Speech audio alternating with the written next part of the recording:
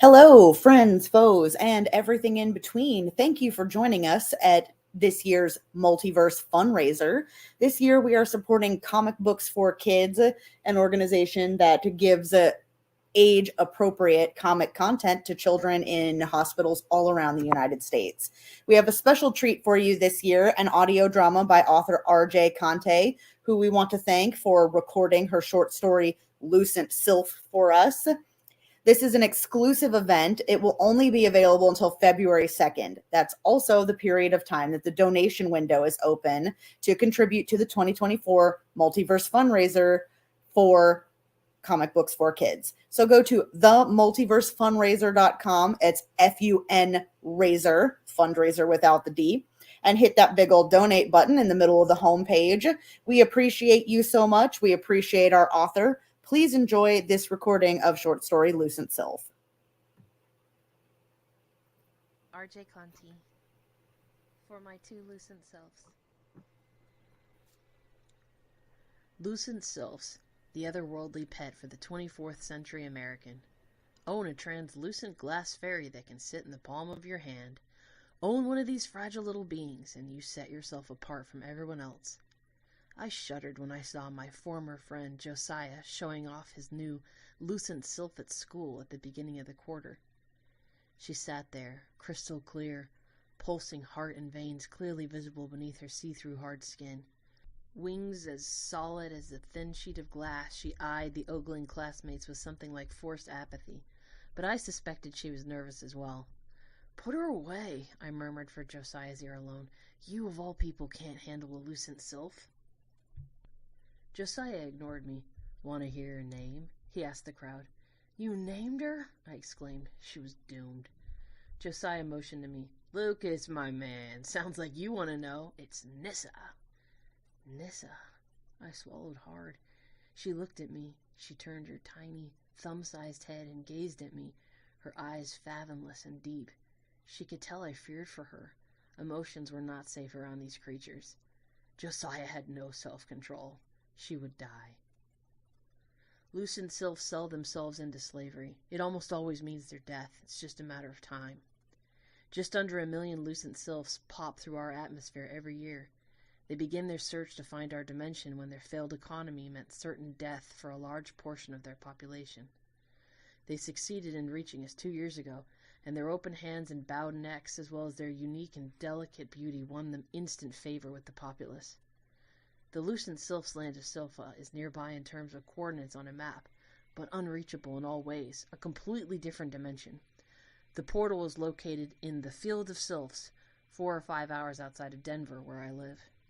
They arrive as infants, burrowing to the ground to mature, instinctively following what was whispered to them by their mothers. They are sent here to provide for their kin and help them survive. They shoot through the portal, escaping famine, starvation, and desperation. Auctioning themselves off to eager buyers here in the United States, they send our cash, which is then traded into gold dust, back through the portal. A year later, the gold dust arrives in Sylpha by means of little beetle-sized pods they arrive with, a specific name printed on the sides, and are received by the family they were intended for. The gold is coveted in the land of Sylpha and used to save their homes and relatives. A Lucent Sylph does not eat or sleep, but is fueled on human emotion. Her insides consist of a single giant heart and circulatory system that captures and feeds off the strong feelings around her. Too much neglect or unkindness, and the Lucent Sylph will cloud over and disintegrate. Too much love and attachment, and the heart will be overcome and burst. In an age where video games and virtual reality can take you anywhere in the universe you want to go and let you experience whatever you want to be, my generation of teenage males are bored. Relationships have become exciting again. After so many holograms and so much fiction, but nothing old-fashioned is regarded as exciting. Relationships with humans are boring. Therefore, the newest thrill? Playing dangerous emotion games with a Lucent Sylph. I know so few girls anymore who own one. Girls' hearts are easily touched, and the Lucent Sylphs tend to burst too easily, raining sparkles and shimmering powder all over the spot they last stood. I saw it in an online video once, and I'll admit that I cringed and my eyes grew damp. It isn't entertaining to watch someone kill a pet, especially one as intelligent and lovely as a Lucent Sylph. But guys like me tend to succeed for a time. The fairies excite young males, interact with them, and make them feel like masculine protectors. Males tend to guard their hearts better, messing around instead with online RPG characters, created to have perfect curves and scripted lines, fake projections who feel safe and easy. Call me soft, but I did not relish taking a life into my own hands. Playing a dangerous juggling act with my heart, which was already so hard to understand, sounded like torture to me. To know I had extinguished life by my shifting male teenage hormones? No, thank you. Guys like Josiah lived on brutality games that made my stomach turn over. I preferred to read and draw. By middle school, we knew we were incompatible as friends. 2 weeks later, and I had all but forgotten about Josiah's Nissa. It had been a long time since we had hung out. I was walking past his neighborhood to get to the food disposal warehouse. My gaze swept the neighborhood aimlessly. The street was a typical one, full of high-rise apartments crammed into tiny spaces. But then I noticed something sparkle in the gutter. Stepping forward, I saw her. Her glassy body was cloudy, and her eyes misted over. It was Nissa, abandoned. She appeared to be committed to staying in the spot where her master had dumped her. Nissa! I had vowed to never say a Lucent Sylph's name. Naming them meant attachment for humans. I didn't want to be on friendly terms with any of them. Killing someone else's Lucent Sylph would be like tearing up piles of cash. "Can you stand? Can you fly?" I asked her worriedly. She couldn't have been abandoned for long. The cloudiness had not overcome her heart yet. "I can, but I must not. Master Josiah will return." I had seen it coming. She must have shown signs of clouding due to his irresponsibility and unkindness, and he'd thrown her away, afraid to have her life in his hands after all. I balled my own hands into fists. "He won't, Nissa. You scare him, and he's left you." The mist filled in her glass head. I had sped up the process. Reaching down, I scooped her gently up into my hands. She was lighter than I expected, no more than a cup of water. I covered her, closing my fingers over her as if to shield her from the negative emotions seeping down like a stench from his apartment nearby. "Please don't die. I'm sorry. Josiah's a cretin and doesn't deserve you." I couldn't watch. I turned my head. When nothing happened, I looked back down into my hands, opening my fingers a little. Nissa sat staring up at me, those luminous black eyes full of curiosity. The cloudiness was gone. I could see all of her veins, thin but transparent, pulsing faintly. Her heart beat steadily and her eyes were clear. Letting my breath out in the whoosh, I tried to place her down on the curb. She flew back up beside me, wings vibrating quicker than my vision could perceive. "Master Josiah has thrown me away. I am free to attach myself to a new master." "No," I stumbled as I stepped backward quickly. "You're free. Go your way. Why can't you, Lucent Sylph, simply make your home in our dimension and dwell peacefully with us? Why indenture yourselves to us and lose your lives? Take your freedom and go home." "We must attach ourselves to someone who feels affection for us," she said simply, never losing eye contact with me. "There is no way to go back to Sylpha. I cannot." This was news to me, but explained the question that had always bothered me. "Why not? Your pods return with the gold." "The journey takes nearly one of your human years. As infants, we are held in a comatose state, nourished by the love that birthed us. As adults, we cannot survive a journey more than a day without a source of emotion."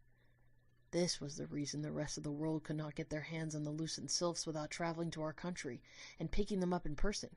You could not package up a Lucent Sylph in a box and send her, expecting her to make even an overnight trip without disintegrating.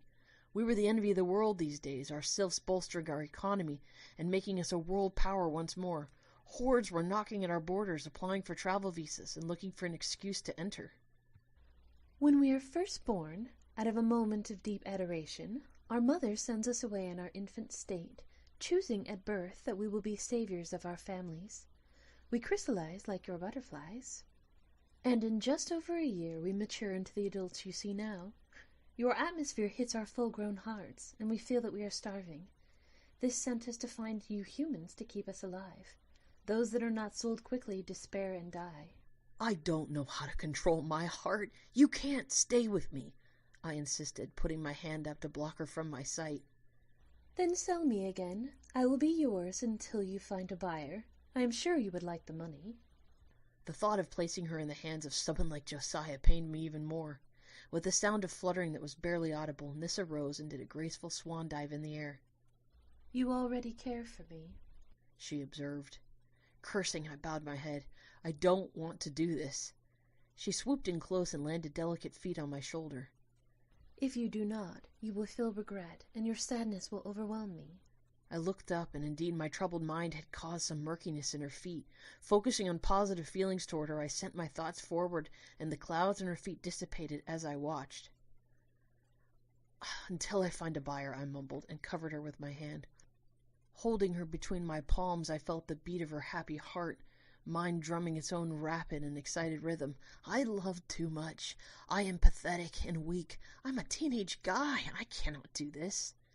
Nissa attempted to lie in my pillow the first night, her body heating my closed eyelids. I'll make you your own bed, I sighed. You're too close and I might crush you. Her happy nod grew her heart with another strong pulse, and I feared for her life.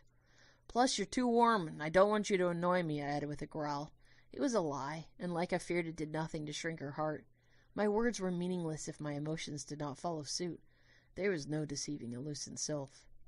When she lay still, awake but obediently unmoving, in the shoebox full of my mother's softest shirt I had saved, I searched the internet for information. Everyone had a different story. No one's Lucent Sylph died for a similar reason. There was no way to predict how much love was too much, or when they would feel emotionally neglected. That's the thrill of it, one former owner posted. When was your first LS fail? Queried one user. How many have disintegrated on you? Dude, how do you have that much? $$$$$. Little bugger died the next day I brought her home. Biggest waste of money ever. It made me sick. I logged out of my computer portal and tried to sleep. In the morning, I had a plan. You're going to go home, I said. The Lucent Sylph were curious creatures, but emoted little. Nissa just gave me her wise stare. No one has returned, Master Lucas. It is loveless and impossible. Don't call me master, I said, frustrated. You're a free creature with a will of your own. I don't believe in slavery. I didn't buy you, remember? You came here of your own free will. Her veins throbbed. I stared. They were as thin as the lines from my stylus that marked white across my handheld computer. I had drawn a Lucent Sylph once, the one in the online video, just to get her image out of my head. She'd been sitting on her master's shoulder, and then something pushed her over the edge. The man recording the video had been trying to catch his son's virtual sports match, and caught the Sylph exploding instead. Why had I viewed the video back then? I couldn't sleep or eat that night, unable to get it out of my head. Drawing the little delicate creature somehow freed it from my mind. Looking at Nissa now, I realized there were many things about her kind that were not apparent in the video. Her heart was hot, but not too bright, like a pulsing ball of fire that dimmed when the lights went out. Her veins were deep crimson, but tinted blue at the edges. Her face was featureless glass, no nose, and only a parting mouth that spoke. But her eyes were balls of ink, depth behind them. I felt as if I could find the age-old questions of the universe if I looked long enough. But I was afraid to gaze, afraid that a bond would be formed which would doom the sensitive creature to an early death. Lucas, she called the moment I awoke one day. Still enjoying the shoebox bed?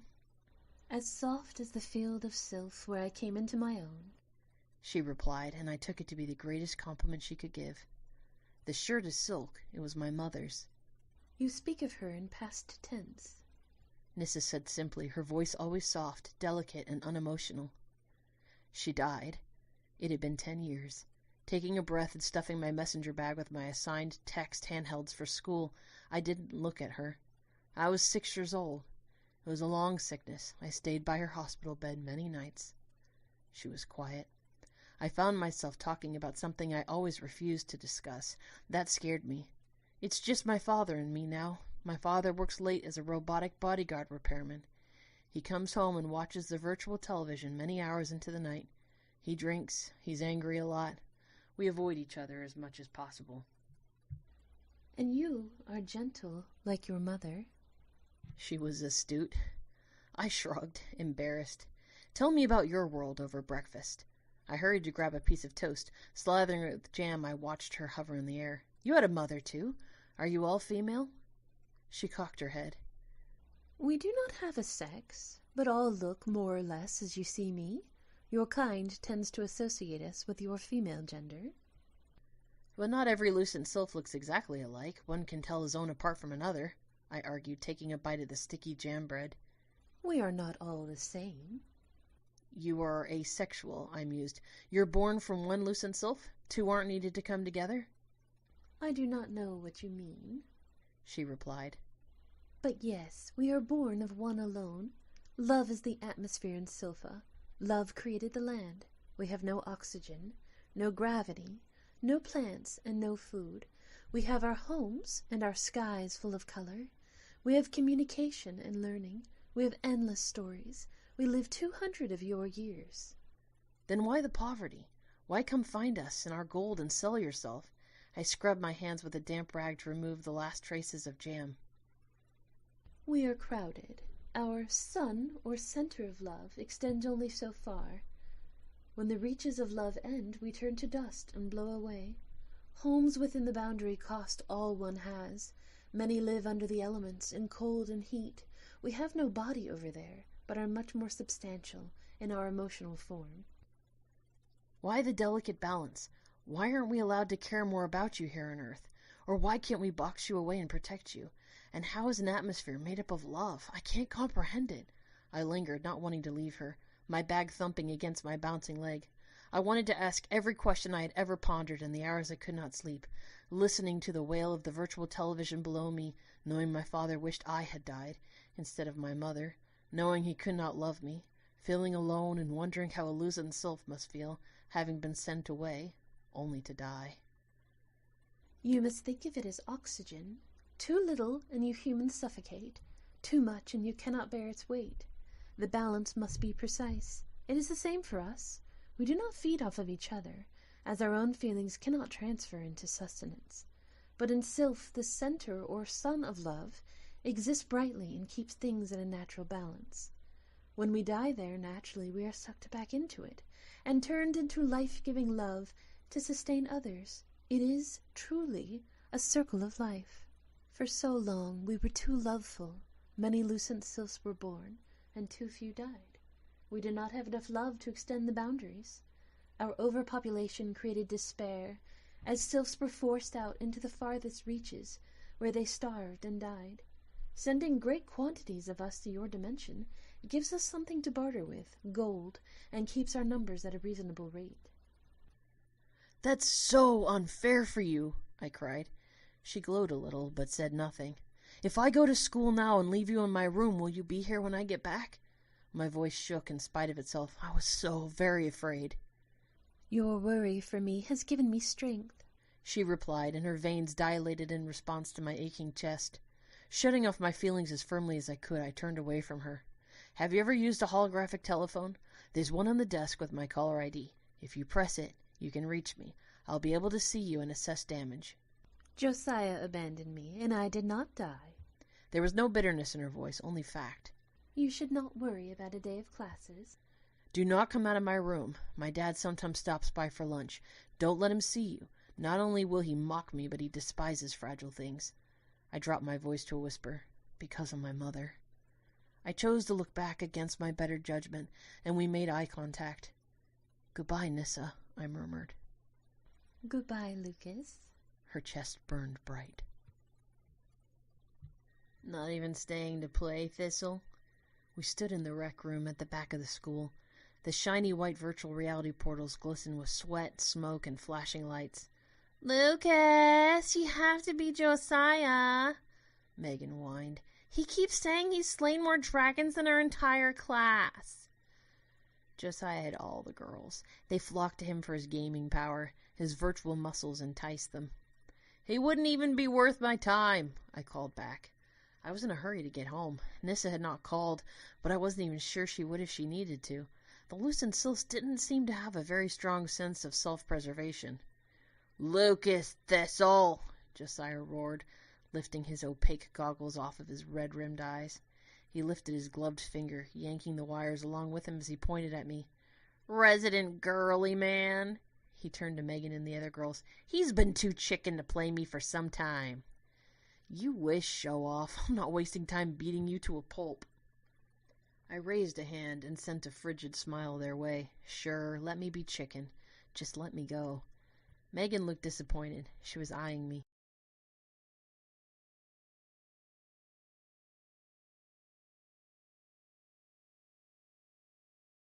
the owner of the nicest set of portal computers. Her homemade player skins were the talk of our school. Flushed and confused, I didn't give her a second glance. Better not to show any interest in return. What she didn't know was that I was a weakling boy who liked old-fashioned paintings and had an abusive father. Not much point in bringing a girl home, especially an emotionally charged glass girl. Yet there she was back in my room. Cloudiness had set in at the tips of her fingers, which made me want to choke on my own throat. But she reassured me that it was normal. My return made the mist in her crystal-clear body dissipate and vanish. I breathed a sigh of relief, but my chest still felt tight. I would never be able to relax again. This is why I had not wanted a Lucent Sylph. This was why I had rejected all companionship. Had the loss of my mother broken me? Was I afraid of my own heart and how easily it shattered? Is that why I avoided anyone, preferring solitude and safety? Bitterly sad, I lowered my head to my hands and sat on the edge of the bed. Nissa sank to my shoulder and put her warm, delicate hand against my neck. Her fingers were hard and lighter than a drop of water, and yet they felt like a soft, heavy burden to me. "I am sorry to cause you pain," she said. "We need your gold to survive, and we are honorable, giving our companionship in return for your emotion. However, we do not consider the suffering we put our human masters through. I have begun to realize what sorrow I cause you, and I want to set it right. I fault not Josiah Mullins. He was in pain." "Josiah," I laughed, a bit of scorn in my middle. "He cares for nothing but destruction. He can't love even if he tried." "You are wrong," Nissa said quietly. Her glass hand stroked my back. "He has much emotion in him. No one can hide this from one of us. He is merely a coward." "I'm the coward," I burst, the new revelation of my hermitic habits still stabbing my chest. "You are braver than he," she said. "Look at what you have done." I slept close to her that night, I on my side, and she lay curled up on my cheek, eyelash to eyelash. Her steady warmth, which had grown quite hot, felt like the soothing weight of a tender hand. I did not know how I would live without her understanding and friendship, and that thought kept my heart racing, even as I slept. "How do you propose this plan will succeed?" Nissa asked as she flitted around me. We were out at Meadows Park overlooking the city. One of the few areas not covered with skyscrapers, the hill felt like heaven to me. "You think this is what people were trying to do with the Tower of Babel?" I asked, ignoring her question. "Get above the earth and feel safe and close to God?" She stopped, flitting to stroke a single blade of grass. Nuzzling it against her face, she seemed lost in thought. "Do you know about God?" I asked her suddenly, crouching low to see what grass looked like through the lens of her body. "We are made of love," she said. "God is love." I smiled. Indeed he is. I had never doubted that fact, even when Mother was taken from me. It was I who had a hard time accepting the dangerous emotion. She danced delicately, her wings ablur, her long legs and narrow feet skimming the surface of the ground. She threw her head back and twirled. "This is what I love best about your dimension." She paused, and I thought she meant the sun. "Plants," was the final reply. "Not our sun or our sky?" She shook her head at me, her black eyes holding more mirth than I had ever seen in them. "We see your sun, but we feel not its warmth. It sits there and does nothing for our souls. I do not enjoy the sun for its warmth, heat, or physical properties, but I can appreciate it for what it evokes in you. We are warmed by something you cannot see, Lucas, by something those in your dimension cannot prove, by something that just is, although no one can measure it.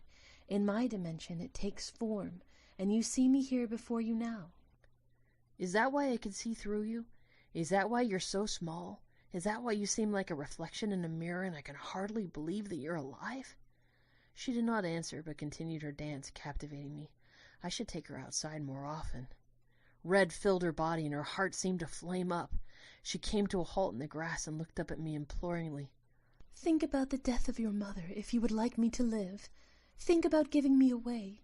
Think about your father. I will not dance for you again." And as I focused on painful things long enough to bring tears to my eyes, her heart subsided back to its normal glow. A few of my tears were not from my mother or father, but because she said she would never dance for me again. "Every day I will let you come out here and dance alone if you please," I vowed. "I will stay home, and you can return when you like." If I choose to do so, and come out from under your protection, I will let no other human capture me, she promised, and she seemed to sparkle with merriment again. I felt the throb through my heart at her words, and I was powerless to stop it. Back to my plan. I sought for a distraction. Nissa, you should be able to go home. How? They make minuscule microphones and chips and speakers. You'd think some company has already thought of this and are working on one now, one with an extended battery. What would be done with it? She asked, confused.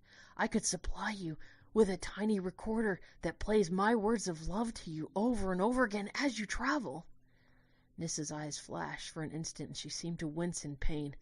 Flying up to lay her hands and cheek to my nose, she shook her tiny head at me. Let us go home, and talk no more of this for now, Lucas. I cannot bear your love today. Head drooping, I submitted, pushing her body away to fly on its own, putting distance between us. And Lucas, she added, her voice drifting behind me, if you miss even by one day, and the tiny chip dies, it would be better to stay by a master's side and be worth the gold that was paid for me. Micro-nano chips, they were called, and they functioned on an enhanced battery. One could buy them for a small fortune. Originally, they had been used by government agents, embedded in the ear canal for secret communication. Now they were offered to a small few who could go nowhere without constant music playing privately in their ear. The battery boasted a survival time of almost 18 months, and I had a savings account. I will say the sweetest things I can think of, things I've never said to anyone before, I murmured under my breath, self-conscious at the thought. Pointing at my computer portal, I held Nissa up on 2 fingers to see the screen.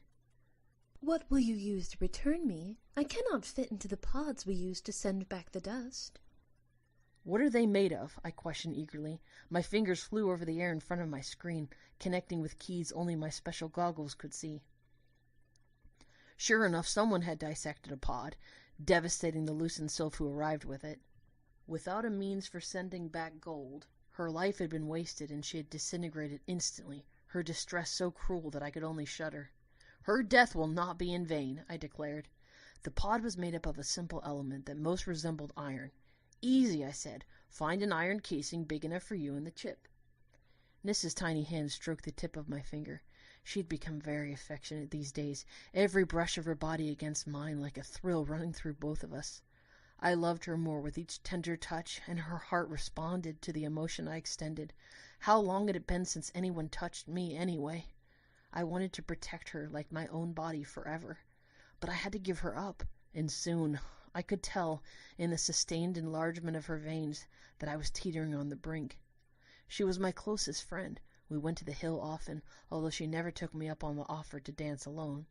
She seemed loath to leave my sight each day for school, and often waited for my return with a sandwich or some other concoction that she had labored over while I was gone. She once told me she dragged a large chunk of salami all over the kitchen before getting her bearing and dropping it onto the waiting bread she had wrestled out of the bag. Sometimes the food she put together was inedible, and I laughed at her attempts, eating them anyway, my tongue content to play dumb. How long had it been since anyone cooked for me? Other times I was awed by her feats. Spaghetti? How does she cook the noodles? I give you books to read on my handheld to pass the time, so why attempt this instead? I have read them all, she complained. Your father left water in a pot. I was able to push the buttons for the stove, although I fell into the pot once trying to stir. You fell into boiling water? I was shocked. She tittered at me, a laugh sound that I had never heard before from her, even after searching the internet for the vocal patterns of a sylph. I was not burned. I have no skin to burn. I am unharmed by the tangible dangers of your world. It is the intangible things that are lethal. Always the reminder of our limited time. I bought a cast iron canister, big enough to hold you, airtight, I cheered one afternoon. She swayed to the music I played in my room. This is beautiful, she said. Like the outdoors, I had come to realize that art of all kinds reminded her a little of home. It is the closest you humans get to proving and measuring love, she once explained cryptically. Now she turned to me, watching my face. Iron canister?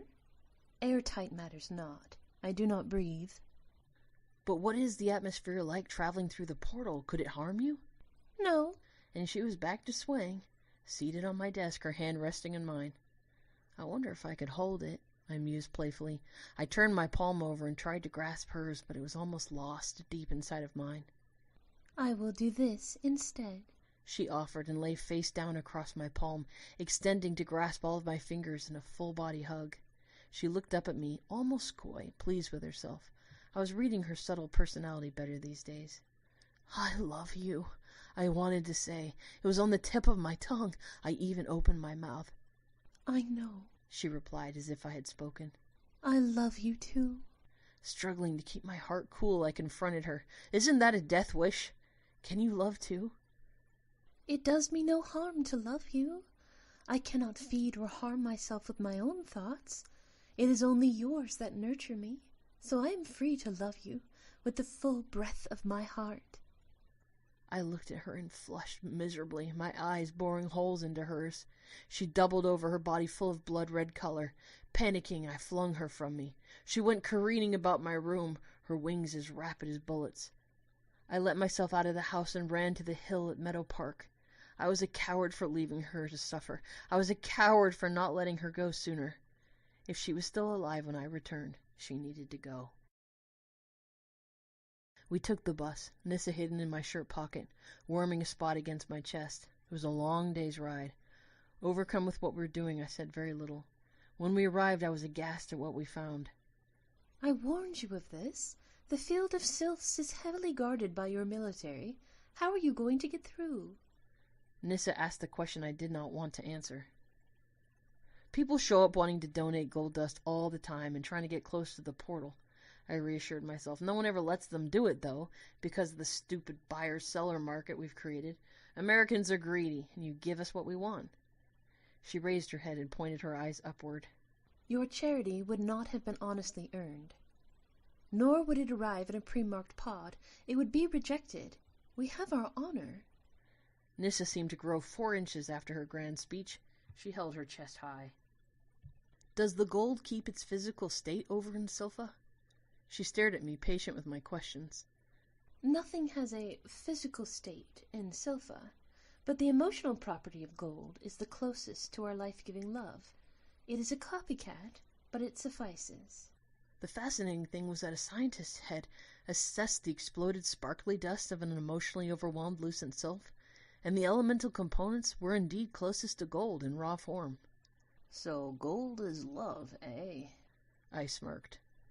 I know a lot of greedy Americans that would agree. At the highly protected border of the acre-long field of Sylphs, my heart quailed. How can a skinny guy get past that armament? I murmured. Nissa sat perched on my head. She wrapped strands of my hair around her arms, gently tugging. Dear Lucas, you were admirable to attempt it. Don't give up now. I reached up and popped her lightly on the head. She caught my hand and held it to her middle like a shield and a comfort. I wrapped my fingers around her hard core. We had to try. I sighed shakily. Let's wait for more tourists. I hear there's a tour at noon. We entered with 5 different languages, a swirl of incomprehensible words proceeding from the mouths of our giant group of visitors. How did you learn English? I whispered to my shirt pocket where she was hiding. I realized I'd never asked the most obvious question of all. Dropping my chin to hear her words, her reply came up faintly. Language is but an expression of your feelings and soul. We read it in its most emotional form. It is not hard for us to speak whatever we wish. It is intangible and unmeasured. Therefore it is of us. I nodded, satisfied for now. The heavy canister was a weight in my largest messenger bag. It dug against my shoulder, a reminder of the deep pain that would be mine that day. I shook my head, choosing to pretend it did not exist. I protected Nissa that way, as well as myself. As we came to a viewing platform, I saw a steel ladder that extended down to the field. Guard towers and cameras covered every inch of the border. In the center, hovering above the tall spikes of grass, a shimmery spot of sky bucked and waved across the landscape. On some days, you could see a pod arrive through the portal, or even a Lucent Sylph rise from the ground where she spent her time completing her maturation, explained the tour guide, a small brunette with a gentle voice. She seemed happy doing her job. We sell them right here in our official store and are one of the few legal sources for these precious pets.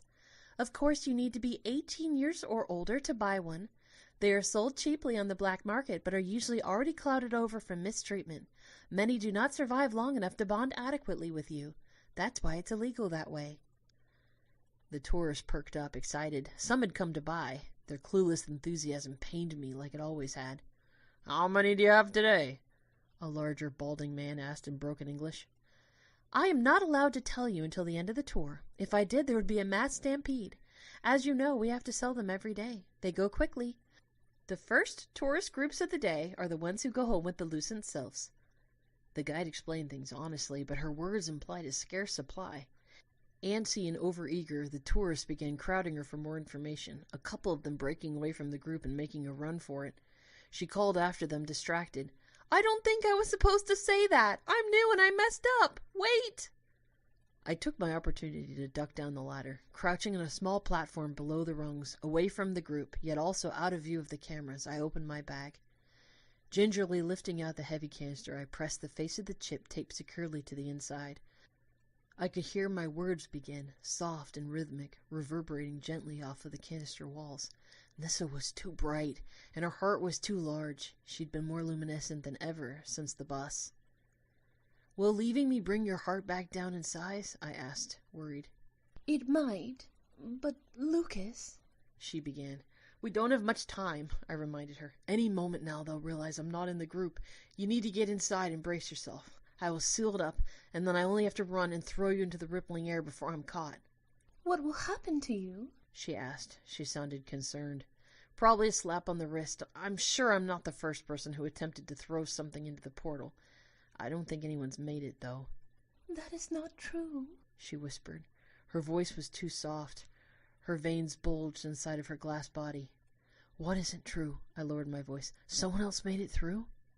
No, that you will only get a slap on the wrist. You will be in serious trouble. I felt frustration rising, and I hoped it helped ease her throbbing heart. I always knew that. I knew what I was getting into. It's worth it to me.